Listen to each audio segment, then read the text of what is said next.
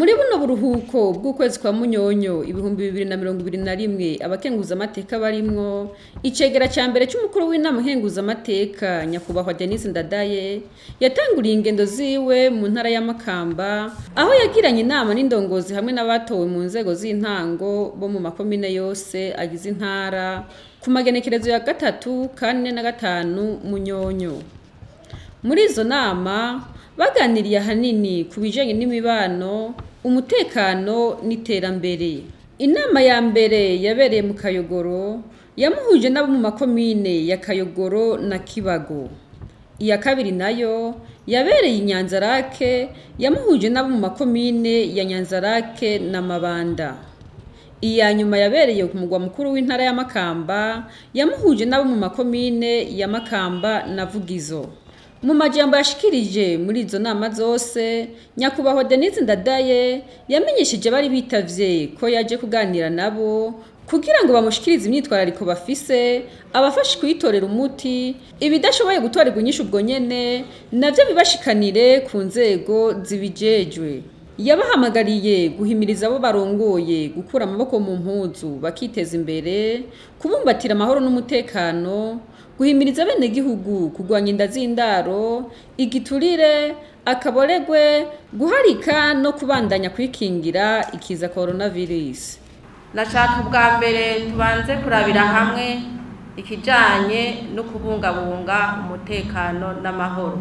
Kubungabunga umutekano n'amahoro na cyane mu kugwanya izo nzoga zituma abantu bazihereje ku bwishi zibononera amagara ndetse zigahungabanya n'umutekano.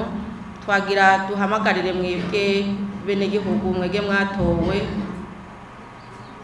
kudoma k'urutoki no kugwanya izo nzoga zibangamira amagara y'abene gihugu ndetse zikabangamira n'umutekano. Aha muri yo n'amakomine yo ngaho iwanyu za Kayogoro na Kibago murabona yuko n'amakomine yegereye igihugu ca Tanzania. Kumbure harashobora kuba hari n'izindi nzoga ziza zivuye mu gihugu kibanyi, ariko kubera abantu batigerera mwebwe nk'abatowe canke baserukira abandi mu nzego zitandukanye, ni mwege mufati ya mbere kugira ngo mugwanye cane ibyo bintu by'akaboregwe bituma hahungabana umutekano mu miryango.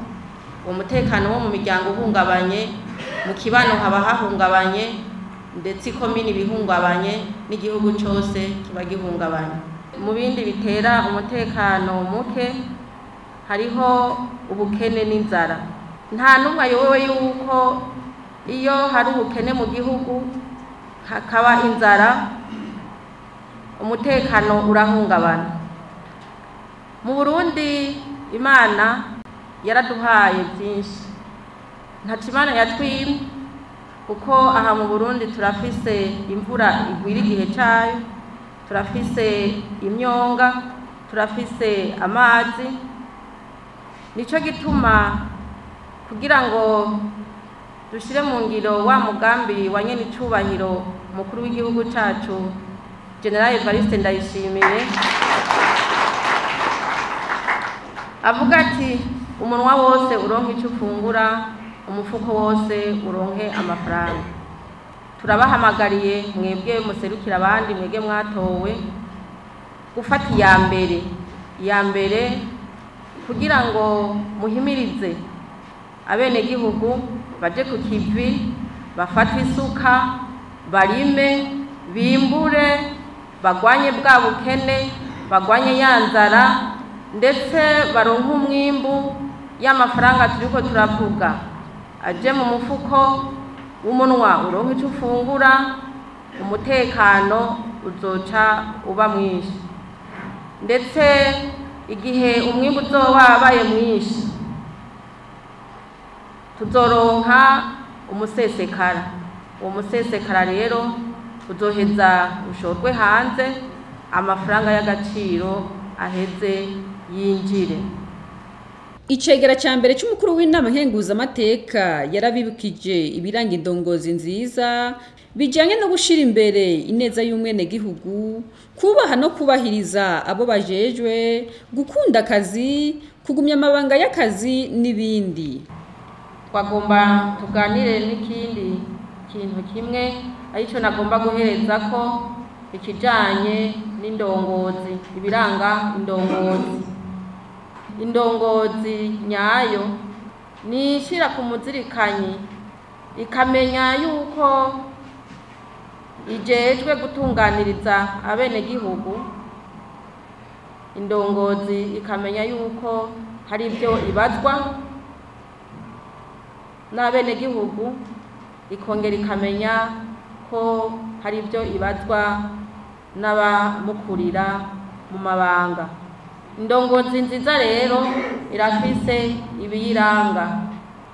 Indongozi nziza niyubaha ikubahiriza abijejwe.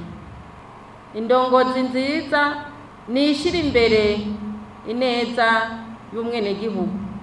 Indongozi nziza irakurikiza amategeko, ntitwaza igikenye, itegerezwa kumenya ibikorwa byabo ijejwe uko biriko biraranguka, kugira ngo bashobore gutanga amaraporo kubiba biriko birarangurwa. Indongozi itegerezwa gukunda akazi, kuko indongozi nitegerezwa kuba iya mbere mu kuja imbere abenegihugu, kugira ngo itanga akarorero. Indongozi kandi nziza irarangwa no kugumya amabanga y'akazi, kugumya ibanga ry'akazi. Indongozi nziza kandi ni indongozi yubahiriza amasaha y'akazi. Mu myitwarariko abitavye iyo nama bashikirije icegera ca mbere c'umukuru w'inama nkenguzamateka harimwo ivyo gusanura ibarabara rihuza iyo ntara n'intara ya Bururi, hamwe n'irihuza komine ya Makamba n'amakomine ya Kibago na Vugizo. Ibindi bamushikirije vyerekeye ubukene bw'amazi meza, ikiguzi c'imbuto zirobanuye z'ibigori bifuza ko cogabanuka, icifuzo c'uko ibanki y'ugwaruka yoshira abakozi bayo no muri iyo ntara kugira ngo yorohereze abayitura, amato akorera mu kiyaga ca Tanganyika arihishwa amatagisi angana kandi ayo mato atangana, ukubura uburyo bwo gukwega amazi ya Tanganyika ngo bayakoreshe mu kuvomera imirima mu gihe c'uruzuba. Muri urwo rugendo rw'imisi 3 Nyakwubahwa Dénise NDADAYE yagize mu ntara ya Makamba, kabaye n'akaryo ko kwifatanya n'abenegihugu bo mu Kayogoro mu bikorwa vy'iterambere rusangi mu guca imiserege yo kugwanya inkukura. Yongeye yifadikanya n'abenegihugu bimugerama muri komine Nyanza-Lac mu bikorwa vyo kuvanga isima n'umusenyi vyo kubaka ibirasi bishasha vy'ishure ya Mugerama ya 3.